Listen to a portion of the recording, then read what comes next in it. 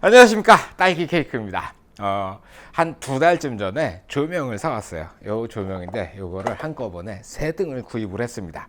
그 전에 쓰던 조명들이 있었어요. 비싼 조명을 쓰고 있었는데 가격이 비싸다 보니까 한꺼번에 똑같은 걸 몇 개씩 사기가 조금 부담이 되더라고요. 그래서 저렴한 조명으로 3개를 동시에 구입을 하게 된 거예요. 이렇게 말이 길어지면 재미가 없으니까 일단 먼저 찍는 걸 보여드릴게요. 뭘 찍어야 될까요? 좀 좋은 걸 찍어서 보여드리면 좋을 텐데, 문제가 뭐냐면은 이 물건이 좋아 보이면, 원래 좋아 보이니까 조명을 써도 잘 나오겠거니 그렇게 생각을 하실 것 같아 가지고 제 공구함에서 이런 것들을 꺼내 왔습니다. 오래된 공구들, 요건 새 거네. 공구 쓰던 걸 가져왔어요. 별로 예쁘지 않고 요런 걸 찍었을 때 어떻게 나오는지 보셔야 좀 감이 오실 것 같아 가지고 요런 걸 준비를 했습니다. 요 촬영하는 테이블은 제가 이쪽에다가 그 링크를 걸어 놨으니까 테이블 만드는 거는 저걸 참고해 주시면 되겠고요. 일단 카메라부터 하나 가져오고, 자, 조명 하나를 이게 50% 밝기로 작동을 시킨 거예요. 그리고 물건들을 적당히 보기 좋은 위치에다가 배치를 해놓고, 그리고 뭘 하셔야 되냐면은 물건에 앉아 있는 먼지라든가 지문 같은 걸 닦아 주셔야 돼요. 눈으로 봐서 잘 안 보이겠지만 촬영하면 다 나와요. 그리고 촬영했는데 지문이 안 나온다 그러면 뭐가 문제가 있는 거예요. 그래서 먼저 먼지를 블러를 이용해 가지고 뽁뽁뽁 털어 주시고, 야, 저기 지문이 보이는데 세상에, 늘 쓰던 공구를 이용으로 닦는다는 게 좀 거시기 하네요. 그냥 갑시다 이거. 오케이, 이 정도 놓고 배경에도 먼지가 있어요. 하얀 배경에 먼지를 이렇게 치워주고, 그리고는 카메라를 이렇게 가까이 작은 부분을 먼저 찍어 볼까요? 가까이 갖다 놓고, 카메라 세팅은 어떻게 되어 있냐면은 60프레임이고요 ISO 250, 조리기에는 9, 120분의 1초 5600 켈빈입니다. 지금 이렇게 보면은 슬라이딩을 하면서 왼쪽에서 오른쪽으로 이동하고 있는데, 하이라이트는 굉장히 밝고 그림자는 굉장히 어두워요. 이런 영상, 이런 이미지를 보고 뭐라 그러냐면은 콘트라스트가 굉장히 높다라고 얘기를 해요.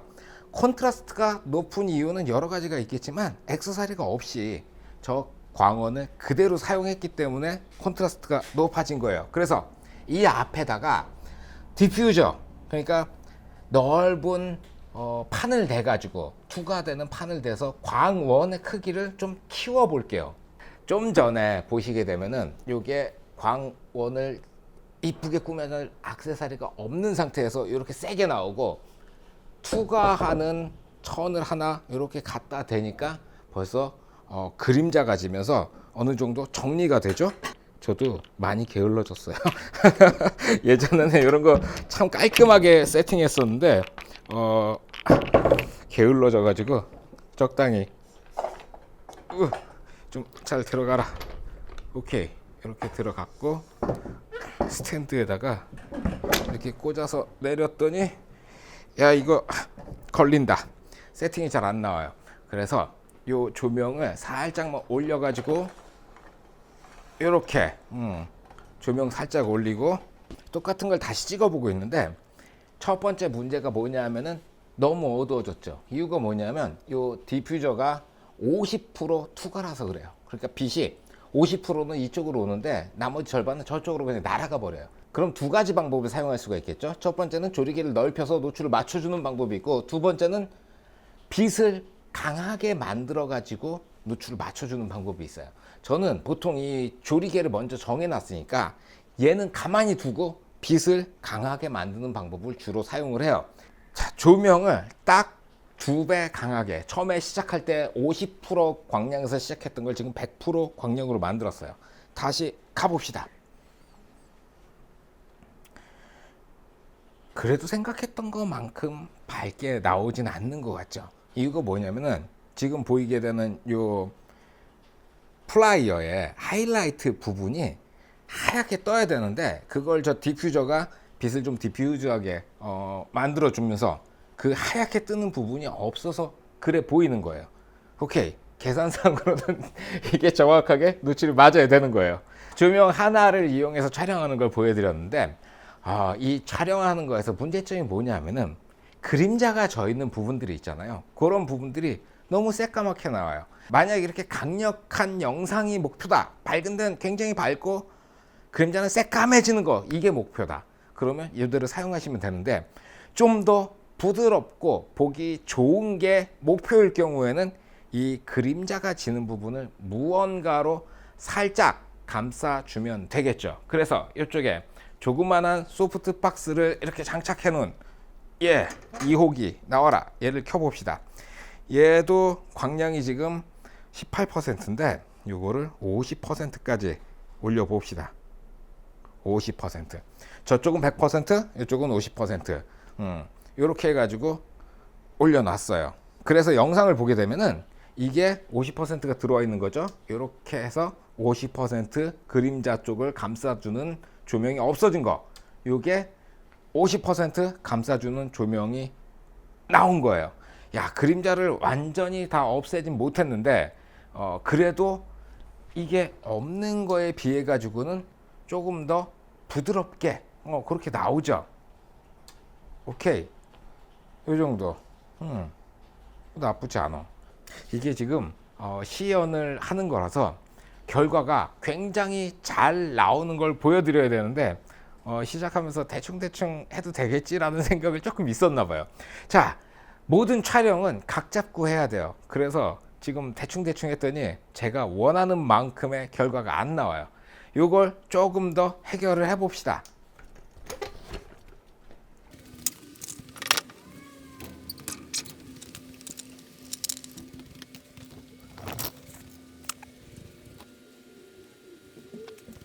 세트를 살짝 정리를 했어요. 명확하게 위치를 잡아줬습니다. 뒤에서 앞으로, 그러면서 위쪽도 같이 커버할 수 있는 조명 위치로 하나 배치를 했고요. 두 번째 조명은 왼쪽에서 오른쪽으로 비춰주는 거, 요까지 두 개를 사용했고, 세 번째 거를 한번 사용을 해봅시다. 자, 세 번째 걸 갖고 왔더니 제가 설 자리가 마땅치가 않네요. 그리고 여러분들이 고민을 해주셔야 되는 게, 제 카메라 놓은 자리가 저 뒤에 조명 정면이 아니고 45도 정도 옆에서 이렇게 들어가는 배치를 해놨어요. 그래서 요 위치가 정확하게 막 3점 조명이라고 부르는 그 기술들이 있잖아요. 그 기술을 쓰는 그 각도는 아니에요. 그래서 적당히 맞춰놓고 촬영을 하는데, 이렇게 카메라를 옮기니까 좀 잘 보이시죠? 이쪽에 하나 있고 저쪽에 하나 있고 뒤에 하나 있고 이런 식으로. 그래서 지금 나오는 영상을 보면은 이쪽 하나, 이쪽 하나, 뒤쪽 하나. 그래서 움직이는 영상을 이렇게 보면은 하이라이트도 소프트하지만 하이라이트가 지금 플라이어 위에 만들어졌고요. 그리고 바이스 플라이어에도 하이라이트가 있고 미드톤이 있고, 그리고 미약하게나마 쉐도우 이런 것들이 다 표현이 돼서 지금 나오고 있는 상태예요. 별거 없는 피사체를 찍으니까 영상이 별거 없네요. 자, 시연 촬영은 여기까지 하고 조명에 대한 설명을 마저 드려보도록 할게요. 일단 사양부터 살펴보죠. 220W의 소비 전력을 가지는 조명이에요. 그리고 CRI, 연색 지수, 그리고 TLCI 이런 것도 다 95가 넘어가요. 개인적인 경험에 따르면은 90이 넘어가면은 영상 조명으로 사용하는데 크게 문제가 없어요. 95 정도 되면은 뭐 아주 충분하고 남는다는 생각이 들 정도죠. 그런데 사실 그런 숫자들은 실제 사용에서 큰 영향을 미치진 않아요. 그러면 실제 촬영에서 중요한 건 뭐냐면은 CRI 같은 경우에도 확장된 CRI 같은 것들이 있어요. 그런 지표를 좀 봐주시면 되고, 저 같은 경우에는 스펙트럼을 굉장히 중요하게 생각을 해요. 그런데 이런 저렴한 조명에서 그런 것까지 따지기는 좀 뭐하고, 대충 색깔은 잘 나오는지, 그리고 내구성, 재질은 뭘로 만들어져 있는지, 그런 것들을 조금 더 중요하게 생각을 하는 편이에요. 앞쪽부터 이제 구성품을 살펴보면요, 밑에 분리 레버가 아래쪽에 달려 있어요. 이렇게 뒤로 제끼면 요 리플렉터가 분리가 돼요. 일반적인 LED에 많이 들어가는 볼록볼록 리플렉터가 장착이 되어 있고요. 마운트는 보웬스 마운트를 사용을 해요. 이 보웬스 마운트 액세서리들이 지금 우리나라는 물론이고 전 세계적으로 제 생각에는 가장 많이 보급되지 않았을까라는 생각을 해요. 그래서 영국에 있는 보웬스 본사에 제가 이메일을 한번 보내봤어요. 보웬스 마운트가 왜 이렇게 많이 퍼졌냐 그러고 물어봤더니 자기들도 잘 모르는 것 같더라고요. 뭐 그러려니 하고 넘어가고요. 그 뒤로 금속으로 만들어진 몸체가 이렇게 있어요. 안에는 팬이 돌아가면서 히트싱크에서 열을 발산하는 걸 이 위쪽으로 뿜어내도록 만들어져 있고요. 뒤쪽에 이렇게 디지털로 만들어진 컨트롤러가 장착이 되어 있습니다. 컨트롤러 위쪽에 프레스라고 써 있는데 이걸 이렇게 누르면 메뉴를 바꿀 수가 있고요. 돌리면 이 메뉴가 위아래로 움직이게 되겠죠. 그리고 아래쪽에 있는 것도 이 메뉴를 바꿔주는 버튼이에요. 거의 비슷한 기능의 버튼이 아래에도 있고 위에도 있어요. 이거 하나로 좀 통일하면 좀 더 깔끔했을 것 같은데 뭐 그러려니 하고요. 그 아래쪽으로 이제 전원 버튼이고요. 요거는 전원을 공급해주는 16mm 서큘러 커넥터라는 게 이렇게 붙어 있어요. 4핀짜리고요. 요건 좀 이따가 다시 한번 설명을 드릴 거예요. 그 뒤로 이렇게 와이어로 걸어주는 어댑터가 하나 들어가 있는데 이게 250W짜리 어댑터예요. 조명이 220W를 쓰니까 30W 정도 여유가 있는 거죠.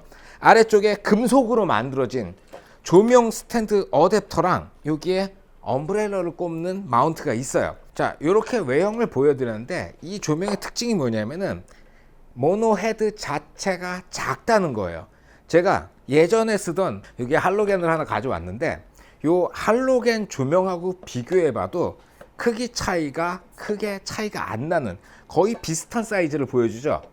요 할로겐은 안을 열어보면은 이렇게 할로겐 전구가 있어요. 이건 1000W짜리고 얘는 220W예요. 광량은 220W짜리가 1000W에 비해 가지고 한 75% 정도 나와요. 조명을 꺼내온 김에 두 개의 조명, 그러니까 LED하고 이 예전에 이렇게 생긴 조명들하고 비교해 보면 차이점들이 있는데 제가 생각하는 중요한 차이점은 딱 하나밖에 없어요. 광원의 모양새예요. 이게 이렇게 전구 담화처럼 이렇게 나왔으니까 자 불을 켜볼게요. 이렇게 옆쪽으로도 빛이 지금 제 얼굴에 비치는 게 보이시죠? 옆쪽으로도 빛이 나와가지고 대략적으로 180도 정도 이 반구형으로 빛이 뻗어나가게 되어 있어요. 그에 비해서 LED 조명들 한번 켜봅시다. 이렇게 해서 지금 빛이 켜진 거예요. 이 옆쪽에 어디까지 빛이 나오죠? 이렇게 해가지고 120도 정도 이 확산각을 가지고 있어요. 자, 이 할로겐은 엄밀히 따져가지고 앞으로 툭 튀어나가 있으니까 180도보다 조금 더 뒤쪽으로 한 190도, 200도 정도로 이렇게 빛을 비춰주는데 딱 그 정도 차이밖에 없어요. 그래서 이 두 가지가 실제로 쓸 때 어떤 차이를 보이냐면은 큰 차이가 없습니다. 저도 초기에는 이 LED 같은 경우에는 한쪽 면만을 이렇게 비춰주니까 차이가 좀 크지 않을까라는 상상을 했었는데 액세서리들이 이 LED 전용으로 나온 것들을 사용해 보면은 문제가 되는 부분들은 다 해결을 해가지고 나왔더라고요. 그러니까 지금은 저 할로겐을 쓸 이유가 전혀 없는 세상이 되어버린 거죠. 자, 다음은 디지털 메뉴를 좀 살펴볼게요. INT 이거는 광량을 조정하는 메뉴고요. 한 칸 오른쪽으로 가면은 CCT 이건 색온도를 조정하는 메뉴예요. 그리고 그 다음으로 오면 FX 특수 효과 이렇게 돼 있는데 뭐 캅카 경찰차 이렇게 막 번쩍번쩍 거리는 거랑 뭐 파이어웍스 불꽃놀이 뭐 이런 것들이 있는데 이게 RGB 조명이면은 이런 기능들 쓸 때가 있겠는데 바이컬러잖아요. 백열등 색깔에서부터 형광등 색깔까지 왔다 갔다 거리는 조명이에요. 개인적으로 여기서 쓰라 그러면 스트로보 해가지고 사진 기자들 막 번쩍번쩍 거리는 거 있죠. 그거를 뭐 사이키 조명 효과를 내야 될 때 그럴 때 좀 쓰지 이 FX 기능은 거의 쓸 일이 없는 것 같아요. 아마도 이 디지털 모듈 안에 들어가 있는 기능이라서 같이 딸려온 게 아닐까 그런 생각이 들고요. 자, 그리고 한 칸을 넘어오면 앱 2.4기가 이렇게 써 있어요. 이거는 리모컨으로 조정하는 메뉴인데 2.4기가짜리 리모컨은 별매로 구입을 하셔야 되는데 그거를 정식으로 한국으로 갖고 들어오면 검사도 받아야 되고 허가도 받아야 되고 뭐 비용이 이래저래 많이 들어가는데 구입하실 분들이 별로 없을 것 같아 가지고 아직은 들어오지 않았더라고요. 대신에 어플이 있습니다. 이렇게 생긴 어플인데 요거는 제가 여기다 QR 코드를 넣어 드릴게요. 홈페이지 들어갔는데 이 어플을 찾기가 너무 힘든 거예요. 왜 그런가 하고 봤더니 어플 이름이 한자로 되어 있어요. 그래서 못 찾아가지고 한참 고생을 하다가 결국엔 찾아냈습니다. 이렇게 누르면 이 기종이 나와요. 잉글리시. 야, 잉글리시가 이렇게 반갑냐? 200X 이렇게 누르고 이렇게 해놓으면 여기 보면 지금 켜져 있는 이 안에 들어와 있는 조명 리스트가 이렇게 뜨는데, 하나는 지금 저쪽에서 저를 비춰주고 있는 이 조명이 지금 켜져 있는 거고, 얘도 하나가 켜져 있는 거예요. 뭘까? 일단 첫 번째 있는 거 한번 클릭해 가지고 저 조명이랑 붙어 봅시다. 그럼 이렇게 되어 있고요. CCT 이렇게 해서 광량 조절.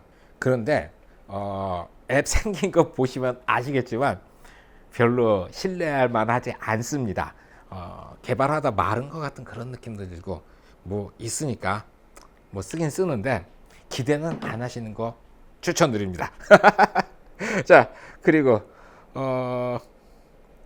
이제 랭귀지 선택. 요게 메뉴에 전부 다예요.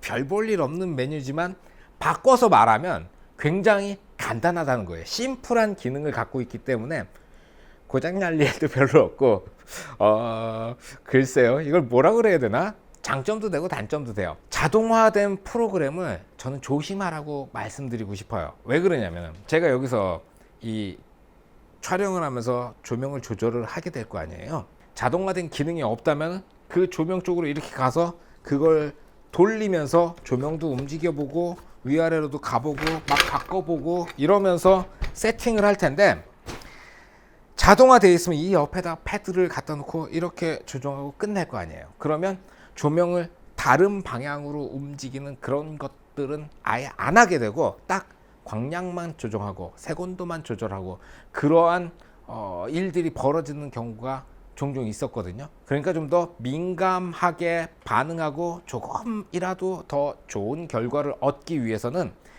자동으로 뭔가를 조절하는 것보다 수동으로 좀 더 부지런하게 작동했을 때 더 결과가 좋은 경우들이 많았거든요. 그런 걸 보면은 저는 자동화된 기계들은 조금 초보 입장에서 피하시는 게 좋지 않을까, 그런 생각을 가지고 있는 거죠. 이제 정리를 좀 해봅시다. 장점부터 제가 말씀을 드릴게요.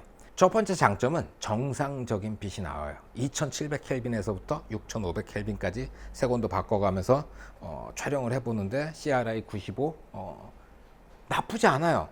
그런데 여기 나오는 켈빈하고 다른 조명의 켈빈이 완벽하게 맞아 떨어지지는 않을 거예요. 그래서 제가 3개를 다 산 거고, 그럴 때는 스마트폰 꺼내가지고 켈빈 메타 꺼내서 찍어보고 이 조명의 색온도하고 다른 조명의 색온도를 맞춰가지고 사용하시면은 타사 조명이랑 섞어 쓰기에도 좋아요. 이렇게 말씀드리니까 이 조명의 색온도가 안 맞는 게 되게 큰 문제같이 보이지만 사실 얘도 안 맞지만 다른 조명들도 안 맞아요. 그런 거 맞추시려면은 아리 스카이 패널을 사면 색온도가 맞을까요? 아리 스카이 패널도 경우에 따라 가지고 상황에 따라서 안 맞는 경우도 생길 수가 있어요. 결국에는 정확하게 조절을 해야 될 상황에서는 색온도 메타를 들고 다니면서 체크해보고 맞추는 수밖에 없어요. 이 조명뿐만이 아니고 막 한 등에 2,700만 원씩 하는 RE360 스카이 패널 같은 경우에도 다 그렇게 조절할 수밖에 없는 거예요. 그래서 같은 회사의 같은 조명으로 여러 개를 구비해 가지고 촬영하는 이유가 있기도 하고요. 다음 장점으로는 저렴한 가격인 거죠. 제가 이거를 이제 세트로 해가지고 38만 1,000원에 구입을 했어요. 세트에 뭐뭐 들어있냐면 이 조명 본체가 들어있고요. 그리고 아까 보여드렸던 이 녀석, 요거 70cm 짜리 소프트박스가 하나가 들어가 있어요. 거기에 A자형 스탠드가 하나 들어있는데 저는 무거운 스탠드를 주로 쓰다 보니까 요걸로 추가금을 내고 바꿔왔어요. 그래서 더 무거운 스탠드로 요걸 추가금 내고 구입을 했는데, 어쨌든 스탠드에다가 조명에다가 소프트박스를 합쳐서 38만 1,000원이에요. 저 소프트박스가 한 8만 5천 원 하고요. 4만 5천 원짜리 스탠드를 꽂아주거든요. 그럼 합치면 13만 원이잖아요. 38만 원에서 13만 원을 빼면 이 조명 세트의 가격은 25만 원이 되는 거죠. 와, 얘랑 거의 비슷한 성능을 내주는 그 조명 200X라는 조명이 있는데 여기선 회사 말하면 좀 애매하겠죠? 그 조명에 오늘 네이버 가격을 검색해 봤더니 54만 5천 원인 거예요. 깜짝 놀랐어요. 그 조명이 그렇게까지 가격이 올라갔는지 몰랐거든요. 저는 그 조명도 한 30만 원대 후반 정도 나오겠거니 해서 얘가 이제 헤드 가격으로 비교하면은 한 10만 원 차이 나겠다라는 개념을 가지고 있는데 오늘 가격 보니까 2배가 넘어가는 거예요. 너무 깜짝 놀랐어요. 이 절반 가격의 조명이 돼버려가지고 어쨌든 저렴한 가격은 절대적으로 장점이 돼요. 왜 그러냐 하면은 촬영을 하시다 보면은 뭐 3점 조명 이러한 뭐 스킬을 쓰기 위해서뿐만이 아니고 노출을 맞춰야 될 때 저는 이거 세 등을 구입한 이유가 이 스탠드 위에다 장착하는 3개짜리 가지가 있어요. 거기에 얘를 3개를 이렇게 꽂아가지고 600W짜리 조명으로 쓸 생각으로 요걸 일단 3개를 구입했는데 광량을 올려야 될 때, 그러니까 노출을 올려야 될 때 조명 하나를 썼을 때 뭐 한 3스텝 정도 조명이 부족하다 싶으면 한 스텝 올라갈 때 하나에서 2개가 되겠죠. 그리고 2스텝 올라갈 때 2개에서 4개가 돼야 돼요. 3스텝 올라가려면 4개에서 8개가 돼야지 3스텝의 광량을 올릴 수가 있는 거예요. 그러니까 조명으로 광량을 올리기 위해서는 조명이 굉장히 많이 들어가게 된다는 거죠. 그것뿐만이 아니고 그런 상황도 있었어요. 골목길에서 촬영을 하는데 가로등 불빛이 이렇게 내려쬐는 상황이었는데 플리커가 생기고 CRI가 너무 안 좋아가지고 이쪽엔 녹색, 이쪽엔 적색 이렇게 좀 색깔이 도는 거예요. 결국에는 그 가로등에다가 이 블랙 코일로 해가지고 가로등을 가려버리고 그리고 거기다 조명을 설치를 했어요. 근데 여기 하나만 해야 되는 게 아니고 조명이 한 6, 7개 정도의 가로등이 있었는데 거기 다 커버하고 그리고 나서 조명 설치를 하고 필요한 곳에 조명을 더 넣게 되니까 그때만 해도 한 조명이 10몇 개 정도 들어가더라고요.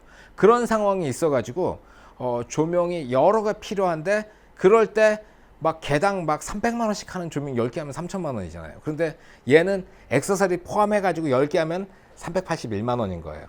굉장히 가격적인 메리트가 있다는 거죠.